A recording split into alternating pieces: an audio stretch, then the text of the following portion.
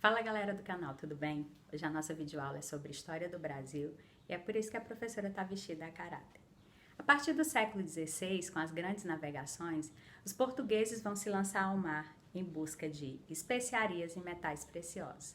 E no dia 22 de abril de 1500, a escolta de Pedro Álvares Cabral chega, desembarca nas terras brasileiras. Se liga no slide. Com a chegada dos portugueses no Brasil, é instalado um sistema colonial, que vai desde 1500 a 1822. Nos seus aspectos gerais, o nosso Brasil era uma colônia de exploração. Isso mesmo. O domínio era gerido todo pela metrópole. Monocultura, única cultura. Agroexportação. Todos os produtos comercializados na colônia eram enviados a outros países europeus. Latifúndio, grandes propriedades de terra. E escravismo era a força de trabalho do período. E o pacto colonial. Vamos entender o que era esse pacto colonial. O pacto colonial foi um sistema de leis instituído pela metrópole. Era o exclusivismo. Agora, a colônia só poderia comercializar produtos com a metrópole. E a metrópole, por sua vez, ia impor seus preços e também seus impostos. Período pré-colonial, 1500 a 1530. Nós sabemos muito bem que os portugueses estavam em busca de especiarias e metais preciosos. No primeiro momento, eles não encontraram no Brasil e encontraram uma madeira com o nome de pau-brasil, que foi a primeira atividade econômica do período. Então, o pau-brasil foi a primeira atividade econômica. Dele se extraía corante para a produção de tintura para tingir tecidos e também a madeira era usada na fabricação de objetos. Dessa exploração resultou também uma atividade de troca, constituída como escambo. Professor, o que foi o escambo? O escambo, na verdade, foi a primeira troca de mercadoria sem cunho financeiro. Isso mesmo. Os indígenas trocavam quaisquer objetos pela madeira, pelo pau-brasil. Poderia ser um simples chapéu ou um simples óculos. Nessa ingenuidade dos indígenas, nós tivemos a primeira troca de mercadoria sem nenhum cunho financeiro.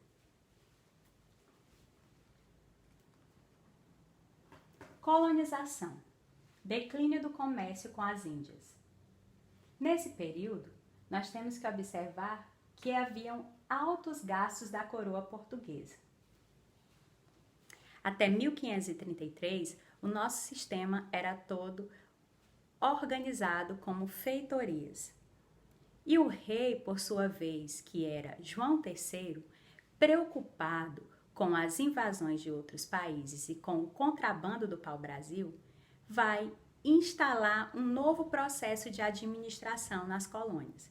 Isso mesmo, ele vai instaurar ou instalar um processo chamado de capitanias hereditárias.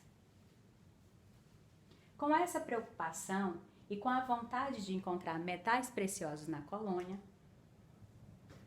o rei João III vai instaurar o sistema de capitanias hereditárias. Capitanias hereditárias, 15 lotes de terra, isso mesmo, 15 lotes de terra. Professora, eram 15 capitanias hereditárias? Não, eram 15 lotes de terra com 15 quinhões de terra mais 14 capitanias hereditárias, isso mesmo, eram apenas 14 capitanias hereditárias. E esse sistema era feito através de doação, isso mesmo. O rei doava as terras para os donatários. Observe. Através da carta de doação. Esse era o documento oficial do rei que fazia com que houvesse a doação das terras. Porém, esse documento não era permitida a venda da terra. Isso mesmo, só passava de pai para filho. Por isso o nome capitanias hereditárias. Capitão donatário era o administrador dessa terra. ganhou o nome de Capitão Donatário. E a Carta Foral nada mais era do que os direitos e deveres do Capitão Donatário. Na Carta Foral era instituído a organização, a questão de proteção, a questão de tributos e também a questão da divisão dos lucros da colônia.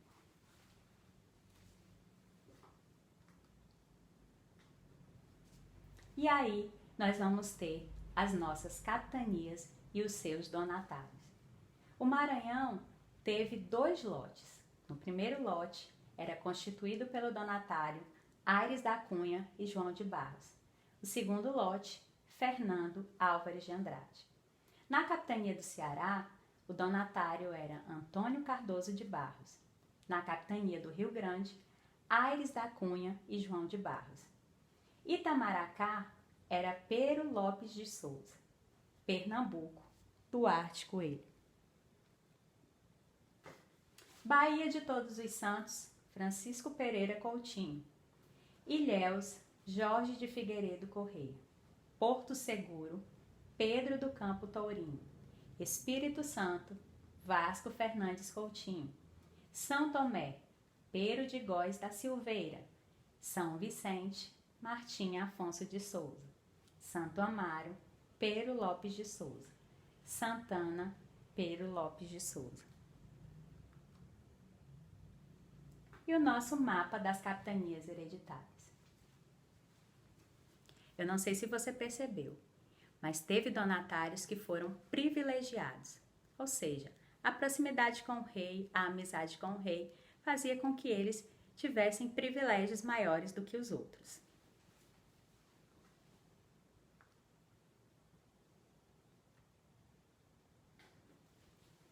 E agora a gente vai responder umas questões para verificar se você conseguiu absorver esse conteúdo. Vamos lá?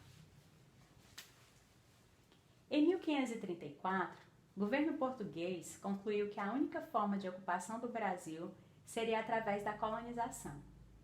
Era necessário colonizar simultaneamente todo o extenso território brasileiro. Essa colonização, dirigida pelo governo português, se deu através da letra A, criação da Companhia Geral do Comércio do Estado do Brasil. Letra B, criação do sistema do governo geral e câmaras municipais. Letra C, criação das capitanias hereditárias. Letra D, montagem do sistema colonial. Letra E, criação e distribuição de Seis-Marias. Observem a questão.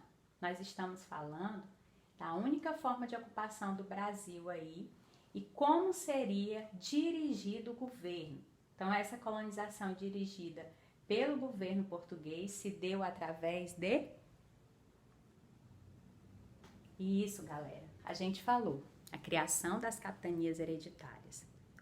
Então, foi o primeiro sistema administrativo governamental do Brasil. Foi o sistema de capitanias hereditárias. 15 lotes de terra com 14 capitanias hereditárias.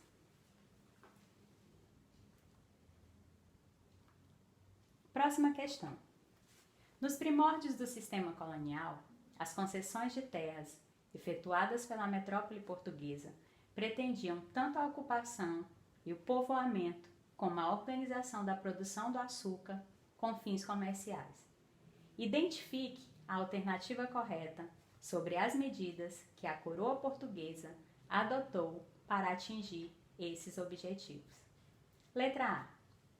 Dividiu o território em capitanias hereditárias cedidas aos donatários, que, por sua vez, distribuíam as terras em Seis-Marias a homens de posse que as demandaram. Letra B. Vendeu as terras brasileiras a senhores de engenho já experientes, que garantiam uma produção crescente de açúcar. Letra C. Dividiu o território em governações vitalícias, cujos governadores distribuíram a terra entre os colonos portugueses. Letra D. Armou fortemente os colonos para que pudessem defender o território e regulamentou um uso equânime e igualitário da terra entre colonos e índios aliados.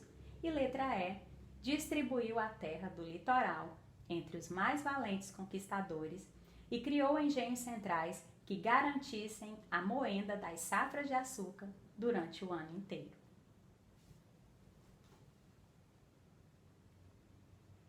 Galera, letra A, né? Então foi essa divisão do território em capitanias hereditárias, isso mesmo, a doação de terras. E através dessa doação de terras, os donatários iam estar gerindo os recursos e enviando para Portugal. Mas na próxima aula a gente vai ver o motivo do declínio dessas capitanias hereditárias e o novo sistema de governo. Fiquem com Deus e até mais!